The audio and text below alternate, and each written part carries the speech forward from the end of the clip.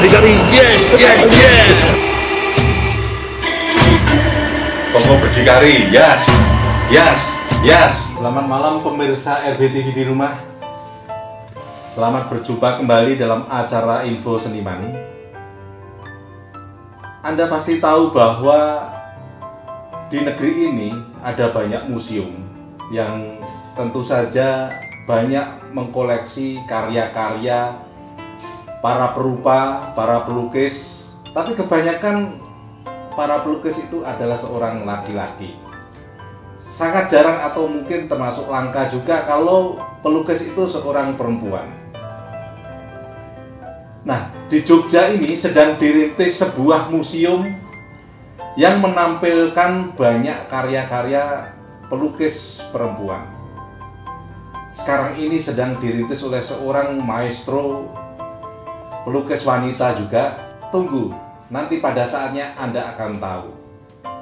Nah, pada malam hari ini saya sudah bertemu dengan seorang pelukis wanita yang sangat potensial juga mengisi karya-karyanya dalam museum tersebut. Beliau adalah Mbak Armiyanti. Lengkapnya adalah Armiyanti Puji Astuti. Dan sekarang ada di samping saya. Selamat malam Mbak Armi. Selamat malam.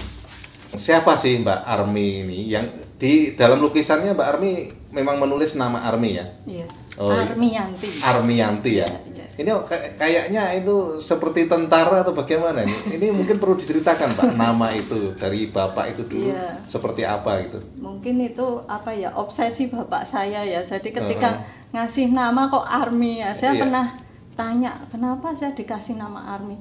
Itu termasuk obsesi beliau untuk dalam apa profesi dia ya. Jadi bapak saya seorang angkatan darat, kemudian dia ingin nama itu dicantumkan ke anak saya karena mungkin supaya terkenang bahwa arti Armi itu sebuah pejuang atau seorang tentara gitu.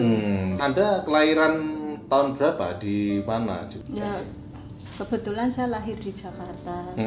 Waktu itu saya ada om saya, satu-satunya adik bapak saya itu kan kerja di Garuda, pilot, sebagai pilot. Kemudian di Mesgia itulah kami menumpang. Jadi bapak waktu itu kerja di Jawa Barat, ada dinas di Jawa Barat. Kemudian terlahirlah saya bersama kakak saya dua. Jadi ada abang, ada mbak, terus kemudian saya. Dan Anda memang dari kecil memang suka melukis gitu ya, Iya, suka menggambar suka itu. melukis, Mungkin iya. perlu diceritakan Mbak Armi. Ya nggak tahu ini bakat ini mungkin dari ibu saya. Kalau ibu saya memang seorang penari. Jadi ibu terlahir di Jogja, kemudian pernah menjadi penari di keraton, kemudian juga guru tari. Nah, kalau bapak itu pendidikan Belanda. Jadi ya perpaduan antara keduanya itulah mungkin terlahirlah saya ke jiwa seninya itu. Jadi antara bapak seorang patriotisme yang kalau ibu itu seorang seniwati. Artinya seniman pun juga perlu suatu kedisiplinan itu loh. Betul, Jadi betul. Anda ketika masih duduk di SD, SMP atau ada waktu itu sekolah di SMSR ya? Waktu itu sesri Pak, bukan Sesri ya? SMSR, Oh, iya. di Karangmalang. Di Karangmalang. Angkatan Sesri. Anda siapa aja sekarang ya? Angkatan saya ada Pramono Irianto.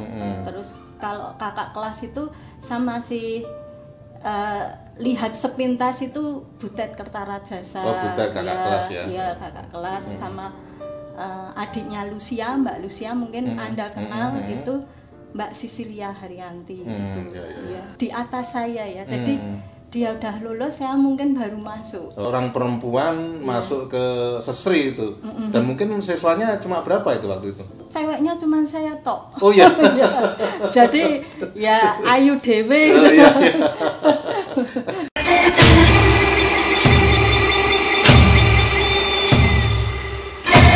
Tonggo berdikari, yes, yes, yes. Tonggo berdikari, yes, yes, yes. Pemirsa, saya ingin tahu ingin menanyakan juga kepada Mbak Armi, untuk Anda tentu saja. Mbak Armi, karya lukis Anda ini sebetulnya tergolong unik juga ya ini. Ini sebetulnya apa yang ingin Anda sampaikan kepada pemirsa atau kepada pecinta lukisan Anda ini? Ya, saya ingin menyampaikan bahwa dalam kehidupan ini kan kita punya pengalaman pribadi.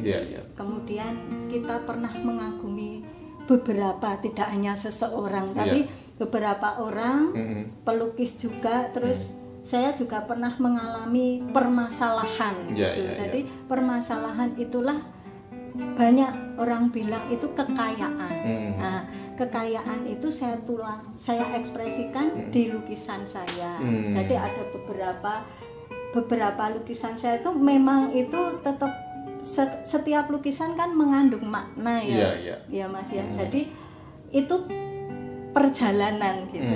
Jadi itu proses saya dulu bagaimana kok bisa melukis. Terus kemudian pengaruh lingkungan saya melihat sesuatu kemudian saya olah gitu, menjadi lukisan ini. Karena saya lihat Anda juga menggambar atau melukis bayi dalam kandungan juga. Ya, proses kelahiran.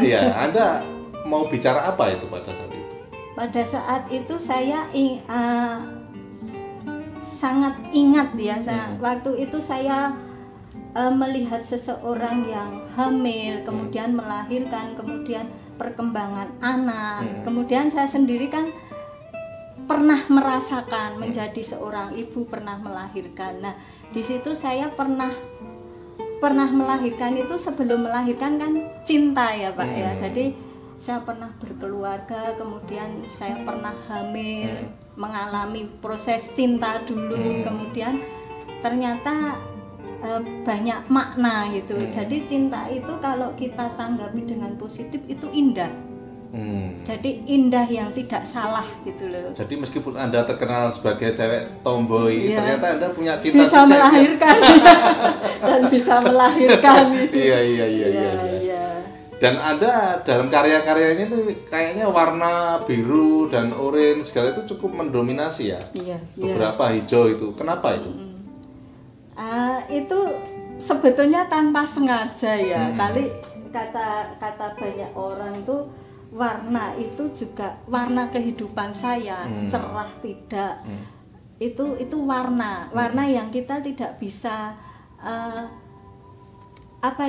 terjadinya sedemikian, dan itu tanpa sengaja kadang ya. Kok jadinya seperti ini kadang gitu. Jadi itu dengan sendirinya gitu ya. Nah, Mbak Armi, saya ingin tahu pendapat Anda tentang laki-laki. Karena Anda memang sejak muda itu memang banyak, saya yakin banyak bergaul dengan laki-laki ya, karena Anda seorang tomboy gitu. Itu bahkan Anda ketika sekolah di Sesri itu pun Anda satu-satunya perempuan itu. Waktu itu kan pernah ya, tapi kemudian ada imbuh dapat temen lebih tomboy. Lebih tomboy lagi, lebih dari Anda gitu ya. Jadi wah, ini unik juga gitu. Tapi Anda sampai sekarang merasa tomboy juga ya? Kalau saya sih biasa ya, cuman orang tuh kok menilainya masih seperti itu. Ibu dulu tomboy ya, lu kok kenapa Anda bilang gitu? Ya kelihatan gitu. Itu pengaruh terhadap karya Anda ada nggak itu? Misalnya pergaulan Anda dengan seorang laki-laki atau dengan teman-teman laki-laki yang lain itu dalam karya Anda itu cukup mewarnai nggak itu? Barangkali iya ya. Yang menilai itu mungkin orang lain ya. Kalau saya sendiri kadang apa yang ada dalam diri saya curahkan, dan silahkan orang lain mau bicara apa, mau menilai bagaimana, itu terserah mereka.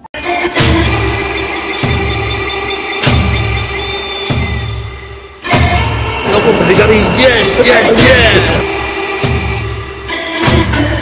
Kamu berdikari, yes. Kita mungkin di Jogja ini khususnya banyak kita melihat seorang pelukis laki-laki yang melukis wanita. Kenapa Anda ini mungkin agak jarang juga ya Anda melukis laki-laki, atau pernah itu? Mengapa itu? Saya pernah, tapi itu sket ya, jadi simbol-simbol kelakian lah pernah, dan itu pernah juga diminati oleh bule ya ada, orang kita ada, dan mereka pernah berkomentar gitu, wah kamu cukup berani. Cuman masalahnya di Indonesia ini kan ya kita kan harus ya adat ketimuran amat membatasi. Kalau misalnya itu saya pamerkan seperti halnya misalnya lukisan yang tidak seperti itu gitu kan, yang tidak erotik gitu erotik jadi gitu. Ya kayaknya sih nggak etis itu dan banyak kendala. Padahal dalam seni yang erotik itu pun banyak dieksploitasi itu ya oleh teman-teman kan ya. Bahkan di Bali kemarin kan ada banyak pameran yang khusus erotik gitu kan.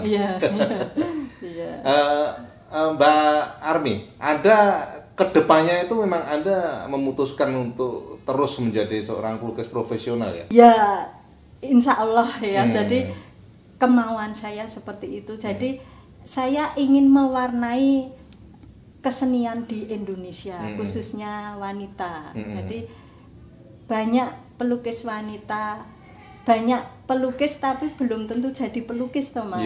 Banyak orang menyanyi belum tentu jadi penyanyi. Barangkali ini perjuangan saya gitu. Dan Anda setuju ya kalau misalnya ada seorang maestro pelukis itu membuat museum khusus karya-karya wanita ya? Sangat setuju. Kenapa itu? Ya paling tidak kan saya bisa berkiprah. Ya jadi kenapa kok pelukis ini selalu didominasi laki-laki? Kan kita juga bisa. Gitu. Jadi barangkali akan imbang lah antara pelukis wanita dan pelukis pria itu. Jadi persoalan gender pun Anda juga ingin bicara juga ya? Ya paling tidak. Atau mungkin sejak kecil memang ada semacam pemberontakan terhadap persoalan gender ini, karena Anda kan bersikap sebagai seorang tomboy itu. Ya, jadi kadang tanpa saya sadari itu saya bekerja juga, kebetulan itu pernah pemotretan juga, kerja di pemotretan itu sebagai perempuan sendiri gitu. Jadi seperti itu. Pertanyaan terakhir Mbak Army. Anda ketika memutuskan dan ingin terus berjuang sebagai seorang pelukis profesional, Anda merasa risih nggak harus bersaing dengan pelukis-pelukis laki-laki, karena kan sangat dahsyat mereka melakukan manuver-manuver seni itu? Saya rasa tidak. Malah justru bagi saya itu kesempatan ya buat kita bersaing secara positif supaya secara sehat. Gitu. Dan Anda tidak gentar ya Mbak ya itu? Insya Allah tidak. Mbak Army, itu ketika Anda memang memutuskan menjadi seorang pelukis profesional, Anda ada nggak suka dukanya ketika Anda melakukan perjuangan seperti itu? Ya tentunya. Misalnya apa itu? Ya kita terkendala oleh, kalau dulu anak-anak masih kecil itu terkendala waktu ya, waktu, dan melukis ini kan butuh modal. Jadi butuh ketekunan, butuh modal. Di situ kita harus menyisihkan waktu dan untuk materi artnya. Artinya Anda merasakan dan Anda sangat merasakan sekali adanya dampak gelombang kapitalisme yang melanda Indonesia ini ya? Ya, luar biasa. Artinya itu menyangkut material-material yang harus Anda sediakan ketika Anda melukis. Itu salah satu dukanya dari Anda. Sekarang sukanya ketika Anda memutuskan sebagai seorang pelukis wanita profesional. Ya, sukanya kita bisa berkompetisi ya tentunya. Jadi saya sekolah di Sesri, kemudian ada kemampuan untuk berkesenian, ya kenapa tidak? Gitu. Jadi ya saya harus maju, harus berjuang untuk berkiprah. Gitu. Kenapa Mbak Army, menurut pendapat Anda, kenapa banyak pelukis wanita itu yang tidak punya nyali untuk tampil seperti Anda sekarang ini tuh? Sebetulnya bukan itu ya, karena tidak banyak diekspos saja. Sebetulnya banyak pelukis wanita yang bisa diperhitungkan. Tapi mungkin ini juga justru peluang bagi saya. Gitu. Dan Anda memang berniat untuk untuk meraih kesempatan itu ya. Betul, ya. Oh iya.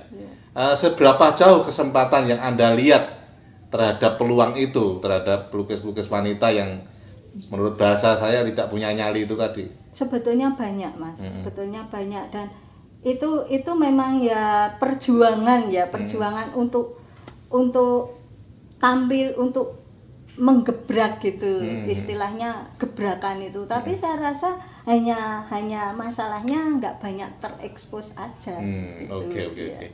Nah, sekarang sukanya tadi ada belum mengungkapkan tentang kesukaan atau sukanya ketika Anda menjadi seorang pelukis wanita profesional itu.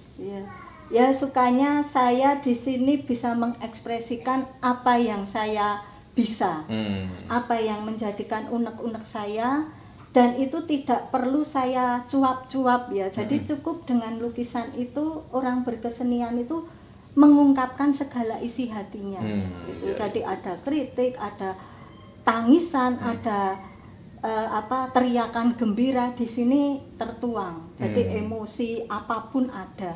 Oke. Nah pemirsa, memang banyak orang mengatakan bahwa wanita tidak pernah kering untuk tampil sebagai seorang inspirator, sebagai seorang yang menyemangati, sebagai seorang yang melindungi. Dan tayangan pada malam hari ini saya yakin juga sangat bermanfaat bagi Anda. Tapi karena waktu yang memisahkan kita, akhirnya saya Argo Pratomo mengucapkan terima kasih atas perhatian Anda. Selamat malam dan sampai jumpa.